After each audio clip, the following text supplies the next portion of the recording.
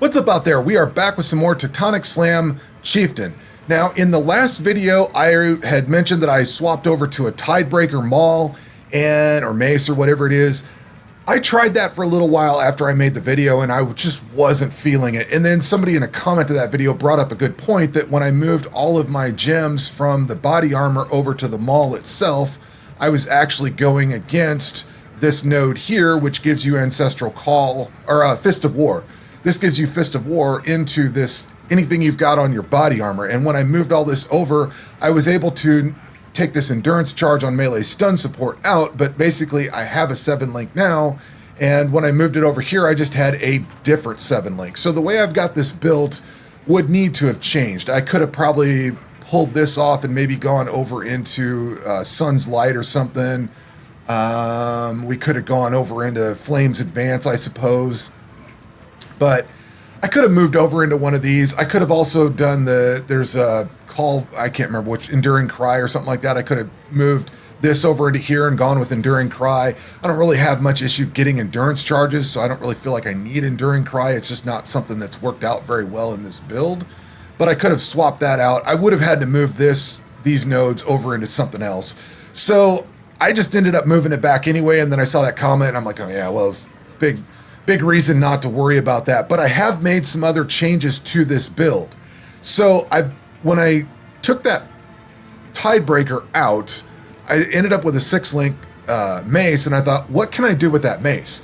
Well, I decided I wanted to go work on a Juggernaut. And I'm going to have a video for an Icecrash Juggernaut here coming out shortly, but I ended up taking that mace and going over and working on that build. In the course of working on that build, I ended up finding out I don't want to say finding out, but as I was working through the build, some things came up that made me make changes over here.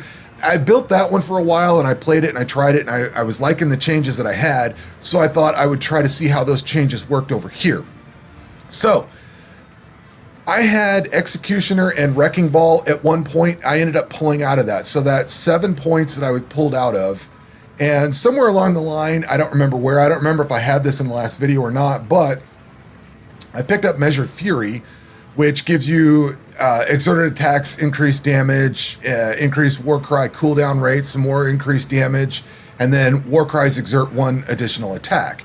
So this actually bumps up the amount of damage you're doing because I've got 4 Warcries that are auto-exerted, so I don't have to push the buttons, and I don't want to push the buttons, so I don't want to deal with all that. But this gives you extra damage per Warcry exerted. I also pulled the points out of Wrecking Ball and Executioner. These did not do anywhere near the amount of damage that moving those points over here to Deep Breath did. So this gives you a bunch of cooldown recovery rate for your Warcries. And I also, somebody told me this a while back, I finally followed through on it. I put Admonisher onto my amulet. I anointed this up here. So this gives you 50% increased Warcry speed with increased damage for each time you've Warcried recently. So we're going to Warcry 4 times, well, at least 4 times because we're going to cycle through them, but you're going to go through that Warcry a lot. And this thing's like a total assault on your ears when you go into it, and the Warcries are just popping off left and right. They kind of get into a cadence after a while. It's almost annoying to go through and listen to it. But I made those changes, and we went from, say, 450,000 DP. Don't quote me on the numbers on that come off of POB. I'm not the best at calculating them, but as far as I can tell, I went from, say, 450 DPS or something like that to 450,000 up to like 600,000. Now, I could be doing a million for all I know. I don't have it calculated correctly, but the damage definitely went up significantly. And I also came over here into Ribcage Crusher. I think I was on this at one point and I came back to it. So this gives you increased attack speed, like 12% increased attack speed, in addition to some other damage and increased area of effect and stuff like that. So I feel like this is in a really good place. So if I go jump into oh, and also, by the way, before I forget about this, I did go kill. I've got my, can I not take this out now? Nope. Nope, I guess I can't take it out in here. And I'm covering it up, but I've got both Void Stones. So my tier 16s now go down to wherever they're supposed to with 2 Void Stones. I ended up killing the Exarch. I fought him with I fought him a little bit with my Ice Crash Juggernaut at like level 88 or something. Or not, yeah, Ice Crash Juggernaut. I fought him at like level 88 with my Ice Crash build. And then I got him down to about half health. Oh, no, don't die. I got him down to about half health or so.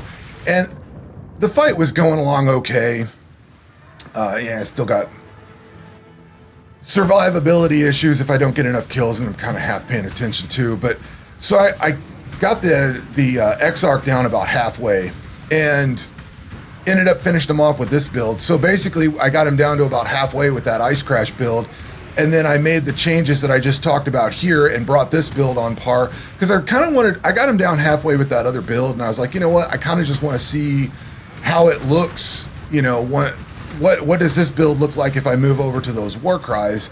And I just played that Ice Crash build for a while. And then finally thought, you know what? I'll just switch over and make changes here. And this made the shout change or the Warcry changes on here made a huge difference. Like I don't really notice a lot of damage difference in here.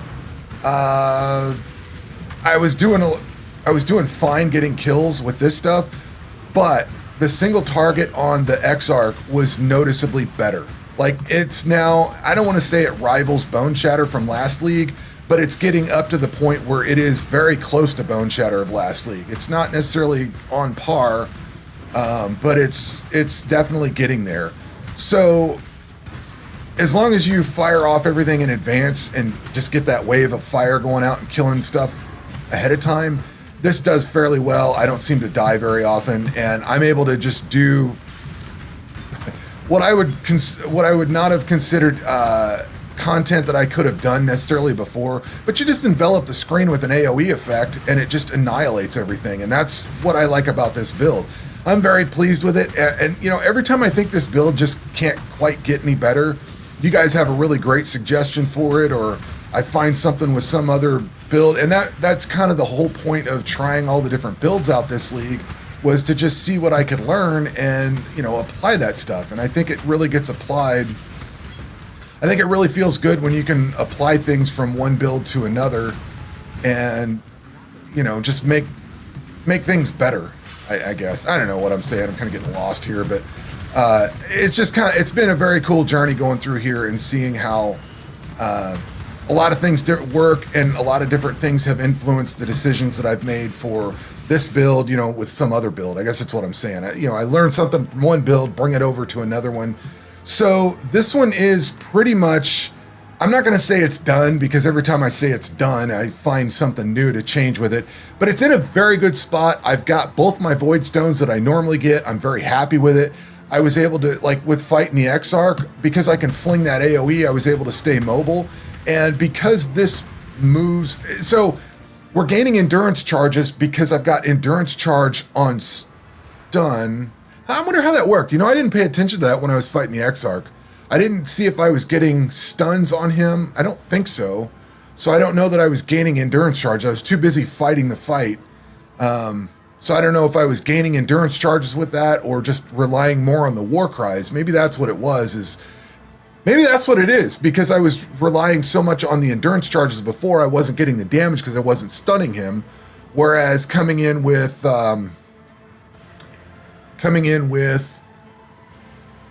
this build the way it is, more relying on war cries to do damage than endurance charges. Anything I get with endurance charges kind of adds to it, I guess.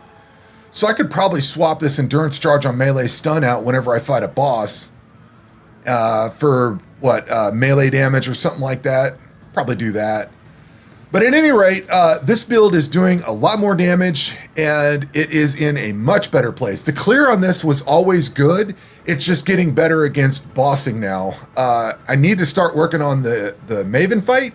I don't know that I'll beat her or have a chance at her, but I've got a couple of good contenders for builds that I can work with to fight bossing now. So this one's in a really good spot. I'm really looking forward to playing this one next league as well.